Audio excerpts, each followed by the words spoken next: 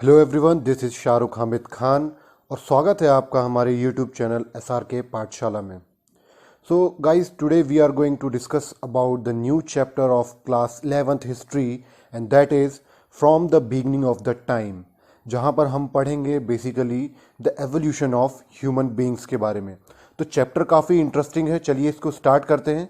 लेकिन स्टार्ट करने से पहले अगर आपने हमारे चैनल को सब्सक्राइब नहीं किया है तो उसे सब्सक्राइब करें, लाइक करें, शेयर करें और कमेंट करें, और हाँ, बेल आइकन को ज़रूर प्रेस करें। So let's start the chapter. In this chapter we are going to trace the beginning of the human existence. हम जानेंगे किस तरीके से ह्यूमन बींग्स जो थे उनमें एवोल्यूशन हुआ और जाकर हम जैसे मॉडर्न ह्यूमन बींग्स बने। So it was about 5.6 million year ago that the first human-like creature appeared on the surface of the earth। ठीक है, तो अर्थ की सरफेस पर सबसे पहला जो ह्यूमन लाइक क्रिएचर देखा गया वो कब देखा गया? 5.6 million year ago.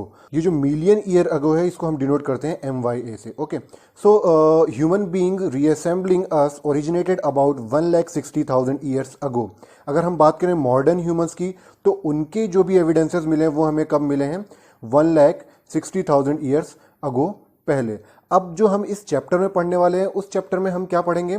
5.6 million year ago and 1,60,000 year ago के बीच में जो भी चेंजेस हुए, एवोल्यूशंस हुए, उनके बारे में हम इस चैप्टर में देखेंगे।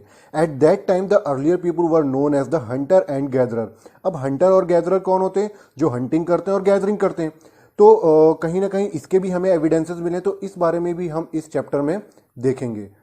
Apart from that, we also going to know about how they obtain the food, how they make tools, how they communicate and what are their lifestyle। तो बेसिकली ये सारे की पॉइंट्स होंगे, ये सारी चीज़ें होंगी जिनके बारे में हम इस चैप्टर में पढ़ने वाले हैं। तो ये तो था इस चैप्टर का introduction. So now the question is how we know about the earlier humans. हम अर्लियर ह्यूमंस के बारे में कैसे पता लगाया हमने, या हमें उनकी जानकारी कैसे मिलती है?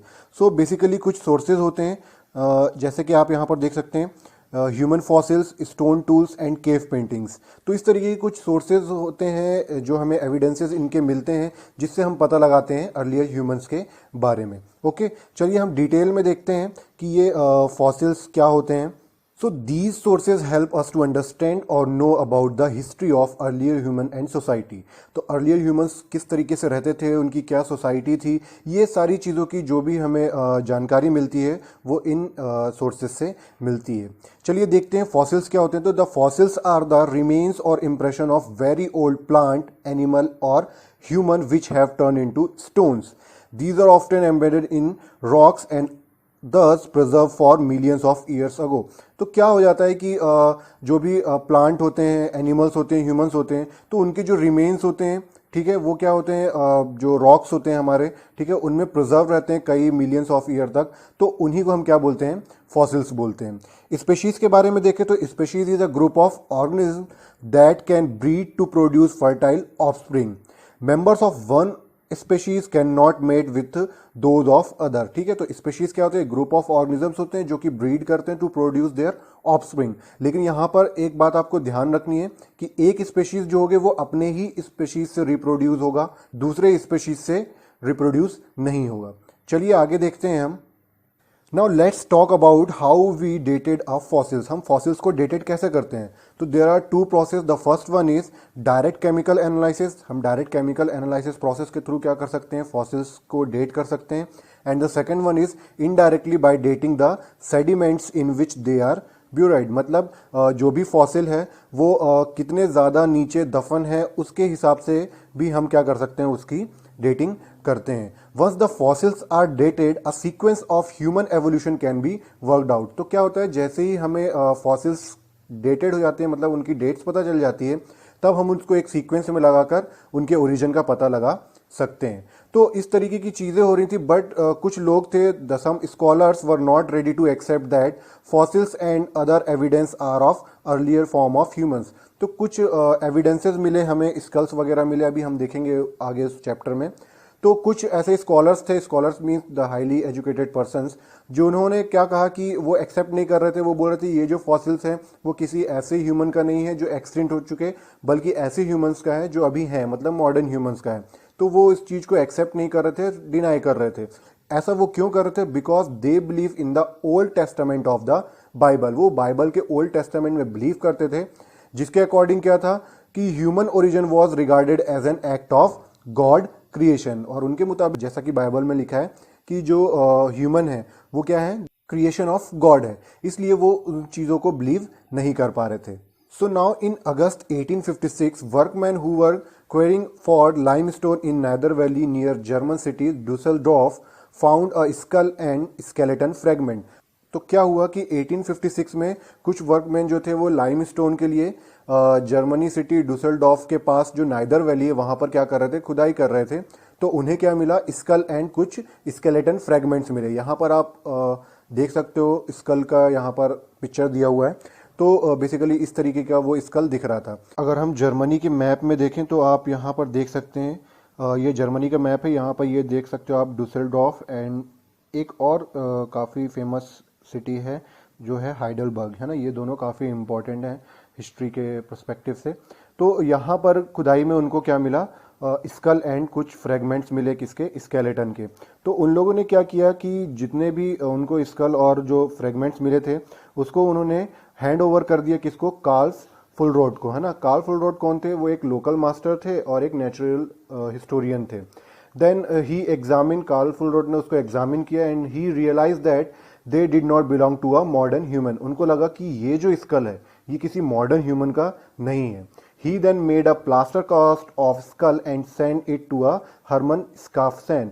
उन्होंने क्या किया कि उसका एक प्लास्टर कास्ट स्कल बनाया और उसको सेंड कर दिया, किसको, हरमन काफसेन को। Hermann Schaaffhausen was professor of anatomy at Bonn university. फिर उन्होंने काफ़ी ज़्यादा उस पर एग्जामिन किया, उस स्कल को, and then he finally publish a paper claiming that this skull represented a form of human that was extinct. और उन्होंने बताया कि ये जो स्कल है ये किसी मॉडर्न ह्यूमन का नहीं है, बल्कि ऐसे ह्यूमन का है जो अब क्या हो चुके हैं, एक्सटिंक्ट हो चुके हैं। अब इस चीज पर क्या चल रहा था, बहुत ज्यादा कॉन्फ्लिक्ट चल रहा था। कुछ लोग इस चीज को सही मान रहे थे और कुछ लोग नहीं मान रहे थे। बट एट द लास्ट 24 नवंबर 1859 को क्या हुआ, चार्ल्स डार्विन ने अपनी बुक निकाली जो कि थी on the Origin of Species, जो पब्लिश हुई। And he marked a landmark in the study of evolution. So according to Charles Darwin human had evolved from animals a long time ago. ठीक है, तो उन्होंने क्या बताया कि जो ह्यूमन का एवोल्यूशन हुआ है वो एनिमल्स से हुआ है। चलिए आगे देखते हैं next. Now we are talking about the story of human evolution, the precursors of modern human beings. और इसको समझने के लिए आपको इस फ्लो चार्ट को देखना होगा। इस फ्लो चार्ट से आप इजीली इसको समझ पाओगे।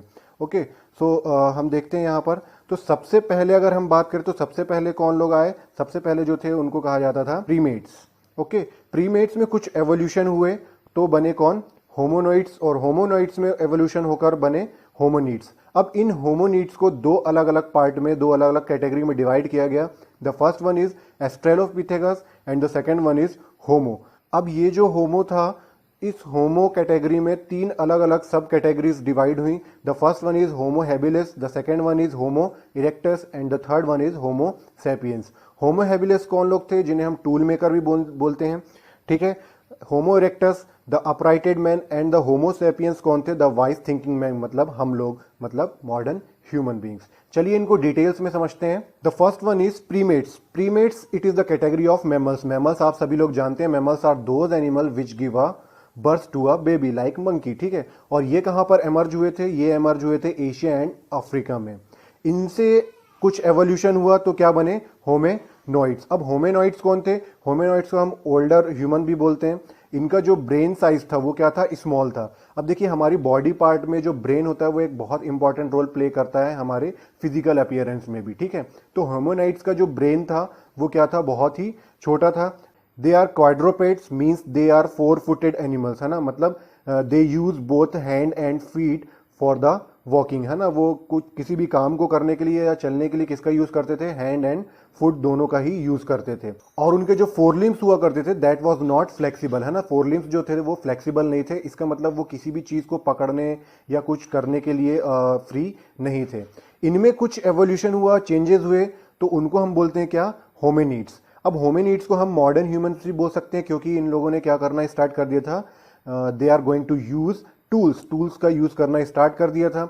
इनका जो ब्रेन साइज था एज कंपैरिजन टू होमिनोइड्स क्या था, बिग था।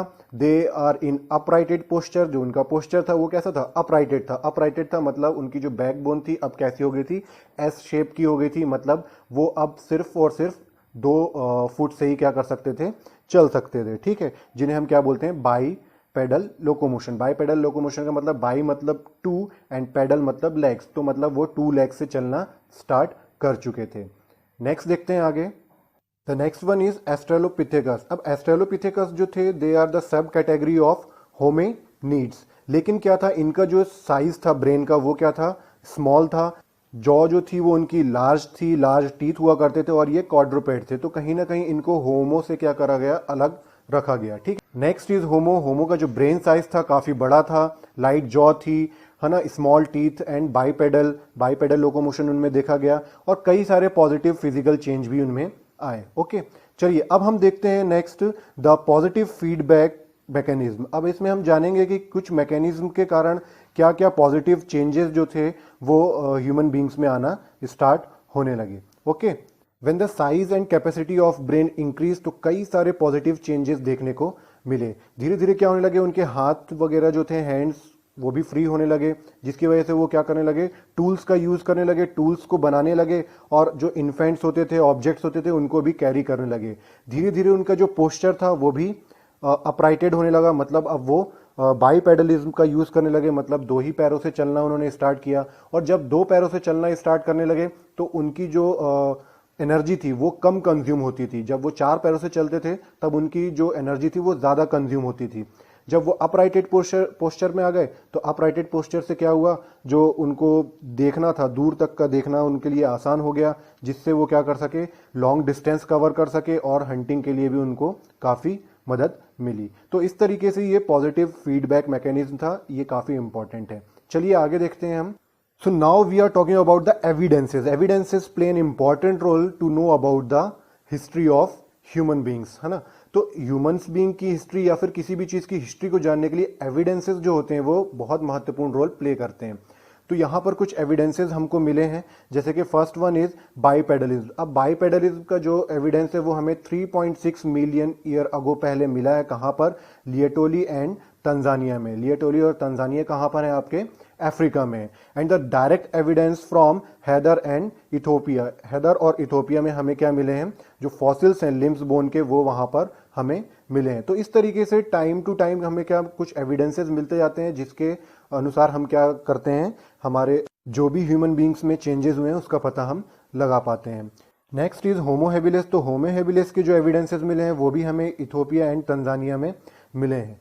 होमो इरेक्टस की अगर हम बात करें तो होमो इरेक्टस भी काफी, उनके बारे में भी जो एविडेंस मिले हैं वो साउथ अफ्रीका एंड एशिया में मिले हैं, लाइक कुबीफेरा, टुर्काना, जावा, केनिया। तो ये अफ्रीका के अलग अलग पार्ट्स में हमें क्या मिले हैं, इन सब के एविडेंसेस मिले हैं। चलिए हम नेक्स्ट देखते हैं आगे। अब हम बात करते हैं होमिनिड्स के माइग्रेशन की। अब क्या होता था कि जो होमिनिड्स होते थे वो एक जगह पर रहते थे, जब वहां के रिसोर्सेज खत्म हो जाते थे या फिर कुछ क्लाइमेट्स में चेंजेस आता था तो वो वहां से क्या करते थे, माइग्रेट करना स्टार्ट कर देते थे। तो इस तरीके से सबसे पहले हमें ईस्ट अफ्रीका में होमिनिड्स मिले, फिर वो माइग्रेट होकर कहां पर पहुंचे, साउदर्न एंड नॉर्दर्न अफ्रीका में पहुंचे। उसके बाद वो वहां से माइग्रेट होकर कहां पर पहुंचे, northern east Asia and then Europe में पहुंचे, ठीक है, बिटवीन 2 एंड 1.5 मिलियन एगो। तो इस बीच ये क्या होते गए, एक जगह से दूसरे जगह पर माइग्रेट होते रहे, ठीक है। अब यहाँ पर आप मैप्स में भी देख सकते हो, यहाँ पर इथोपिया, तंजानिया, केनिया, है ना। तो बेसिकली ये जो एरियाज थे यहाँ पर सबसे ज्यादा हमें एविडेंसेस मिले हैं। चलिए हम नेक्स्ट देखते हैं आगे। अब बात करते हैं हम होमो सैपियंस की, मींस हमारी मतलब मॉडर्न ह्यूमंस की। तो मॉडर्न ह्यूमंस को भी 2 अलग अलग कैटेगरीज में डिवाइड किया गया। The first one is Homo heidelbergensis and the second one is Homo neanderthalensis, ठीक है। अब यहां पर क्या हुआ कि these fossils have been found in Europe, Asia and Africa. और अगर हम बात करें होमो नेदरथैलनेसिस की, तो इनके जो फॉसिल्स मिले हैं वो मिले हैं Europe, western and middle Asia में। अब जो इनके नाम थे वो जर्मन के कुछ सिटीज़ हैं जहाँ पर हमें इनके फॉसिल्स मिले हैं, उनके आधार पर ही यहाँ पर क्या रखा गया है, इनके नाम रखे गए हैं। जैसे कि अगर हम बात करें, fossils found in Heidelberg a city in Germany were called Homo heidelbergensis and the fossils found in the Neander Valley were called Homo neanderthalensis. ठीक है, तो वो जहाँ पर जिन जिनके एरिया वाइज क्या मिले, फॉसिल्स मिले, उसके आधार पर वहाँ पर उनके नाम रख दिए गए। ठीक है, चलिए नेक्स्ट देखते हैं हम आगे। अब बात करते हैं हम the story of human evolution modern human beings की। ठीक है, तो यहाँ पर एक चार्ट दिया हुआ है। इस चार्ट को अगर आप ध्यान से देखेंगे तो यहाँ पर आपको कुछ जगहें दी हुई हैं और कब कौन से कहाँ पर फॉसिल्स मिले। तो अगर हम इस पूरे चार्ट को देखते हैं तो हम ये देख पाते हैं कि ज़्यादातर जो हमें फॉसिल्स मिले हैं वो कहाँ से मिले हैं, हमें अफ्रीका से मिले हैं। अब यहाँ पर एक क्वेश्चन जनरेट हुआ कि जो फॉसिल्स मिले हैं वो अफ्रीका से ही मिले हैं या फिर अलग अलग जगह से मिले हैं, तो जो ओरिजिन था ह्यूमन बींग्स का वो कहाँ से था, मतलब या वो एक ही पर्टिकुलर सेंटर से था, एरिया से था, या फिर अलग अलग रीजन से था। तो इसके लिए काफ़ी कॉन्फ्लिक्ट चला, डिबेट चला, और फिर हमारे पास दो मॉडल निकल कर आए। और वो दो मॉडल कौन कौन से थे? The first one is regional continuity model and the second one is replacement model. अब रीजनल कॉन्टिन्यूटी मॉडल क्या था? रीजनल कॉन्टिन्यूटी मॉडल को जो लोग सपोर्ट करते थे वो बोलते थे कि ह्यूमन का एवोल्यूशन हुआ है वो डिफरेंट रीजन से हुआ है। ठीक है, अलग अलग जगहों से हुआ है। अब जब डिफरेंट रीजन से होगा तो उनका अपीयरेंस भी क्या होंगे? डिफरेंट होंगे। ठीक है ना, तो डिफरेंसेस उनमें ज्यादा पाए जाएंगे ड्यू टू रीजन्स। अलग अलग रीजन्स में अलग अलग क्लाइमेट होगा, वहाँ की फिजिकल कंडीशंस अलग अलग होंगी, उसके हिसाब से वहाँ का अपीयरेंस भी अलग होगा, जिसकी वजह से उनमें फेशियल अपीयरेंस भी डिफरेंस उसमें भी देखने को मिला। The next one is replacement model. अब रिप्लेसमेंट मॉडल को जो लोग सपोर्ट करते थे उनका मानना था कि जो एवोल्यूशन हुआ है ह्यूमन बींग्स का वो सेम रीजन से हुआ है, और वो कहाँ से हुआ है? अफ्रीका से हुआ है। अब क्योंकि सेम रीजन से हुआ है इसलिए वहाँ पर उनमें कोई भी डिफरेंस अपीयरेंस में नहीं होगा, उनमें सिमिलैरिटी होगी, क्योंकि वो सेम ही रीजन से क्या कर रहे हैं? ओरिजिनेट हो रहे हैं। ठीक है, तो उनके फिंगर, लिम्स, इन सब में भी क्या होगी? सिमिलैरिटीज होंगी। तो इनमें काफ़ी, दोनों ही मॉडल में काफ़ी कॉन्फ्लिक्ट चला, लेकिन एट द एंड जो हमें ज़्यादातर एविडेंस मिले हैं वो कहाँ से मिले हैं? अफ्रीका से मिले हैं। इसलिए कहीं ना कहीं इस मॉडल को ज़्यादा बेटर माना जाता है। चलिए हम आगे देखते हैं next. Now we are talking about the ways of obtaining food. अब हम देखते हैं कि जो अर्लियर ह्यूमंस थे वो किस तरीके से, किन किन मेथड्स के थ्रू क्या करते थे? फूड को ऑब्टेन करते थे। तो बेसिकली 4 मेथड्स यहाँ पर इंपॉर्टेंट है। The first one is gathering, hunting, scavenging and fishing. ये 4 मेथड से वो क्या करते थे? फूड को ऑब्टेन करते थे। चलिए इनको डिटेल में देखते हैं। The first one is gathering. Gathering involve collecting plants food such as seeds, nuts, berries, fruits, है ना। तो जो भी प्लांट्स फूड्स हुआ करते थे, उनके जो भी अलग अलग पार्ट्स होते थे, उनको जो भी गैदर करते थे, कलेक्ट करते थे, that is called gathering. But इसके जो हमारे पास एविडेंस है वो काफी ज्यादा कम है, लेस एविडेंस है हमारे पास। क्योंकि क्या होता था ना कि अगर वो सीड्स वगैरह या जो भी प्लांट्स होते थे वो एक्सीडेंटली बर्न हो जाते और अगर जमीन के अंदर चले जाते, तब हम by the process of carbonisation method से उनका पता लगा सकते थे। बट ऐसा हुआ नहीं है, इसलिए हमारे पास गैदरिंग के बहुत ही कम एविडेंसेस हैं। The second one is hunting. Hunting is the process of killing animals, और ये हमें पता चलता है 5 लाख ईयर अगो से स्टार्ट हुआ है। अब अगर बात करें हम प्लांट हंटिंग की, है ना, तो प्लांट हंटिंग मतलब जब भी जो अर्लियर ह्यूमंस होते थे वो एक प्लान बनाते थे और उसके हिसाब से क्या करते थे? हंटिंग करते थे। तो उसके एविडेंसेस हमें कहाँ कहाँ मिलते हैं? उसके एविडेंस मिलते हैं हमें बॉक्स ग्रोव एंड स्कॉनिंजेन में। ठीक है, तो बॉक्स ग्रोव जो है वो आपका इंग्लैंड में है एंड स्कॉनिंजेन जो है वो आपका जर्मन में है। डोल्नी वेस्टोनाइज जो कि चेक रिपब्लिक यूरोप में है, वहां पर हमें रिवर हंटिंग के कई सारे एविडेंसेस मिले हैं। मतलब जो भी एनिमल्स हुआ करते थे जो माइग्रेट होकर आ जाते थे रिवर्स के पास पानी वगैरह पीने, तो वहां पर भी हमें हंटिंग के, रिवर हंटिंग के कई सारे एविडेंसेस मिले हैं। Okay, the next one is scavenging. Scavenging means eating those animals who died naturally और किल्ड बाय अदर्स। अब देखिए इसमें क्या होता था कि स्कैवेंजर्स हम किसको बोलते हैं? आप अच्छे से इस तरीके से समझ पाओगे कि मान लीजिए ए, बी एंड सी। ठीक है, अब ये जो सी है ये लॉयन है, लॉयन ने क्या किया? बी मतलब डियर को खाया। अब डियर को जब खाएगा वो तो कुछ उसके रिमेन्स जो है वो छोड़ देगा। तो ए जो है, मान लीजिए ईगल है, तो ए जो है वो उसके रिमेन्स पर क्या रहेगा? डिपेंड रहेगा। तो इसलिए जब हम ए है, हम ए को क्या बोलेंगे? स्कैवेंजर्स बोलेंगे। तो इस तरीके से जो अर्लियर ह्यूमंस थे वो भी किया करते थे, मतलब जो भी बड़े जानवर हुआ करते थे वो छोटे जानवरों को मार देते थे और खा लेते थे, और उनका कुछ जो भी रिमेन्स बचता था उनको वो यूटिलाइज करते थे। Next is fishing. अब फिशिंग आप सभी जानते हैं, fishing was also important as it evident from the discovery of fish bones at different sites. तो कई सारी साइट से हमें फिश बोन्स के भी एविडेंस मिले हैं जो कि बताते हैं कि जो अर्लियर ह्यूमंस थे वो क्या करते थे, फिशिंग भी करते थे। Okay, so this is the part 1 of this chapter, और जल्द ही मैं इसका पार्ट 2 भी अपलोड करूंगा। तो वीडियो पसंद आई हो तो जरूर लाइक करें, शेयर करें, सब्सक्राइब करें। मिलते हैं नेक्स्ट वीडियो में। Thank you so much.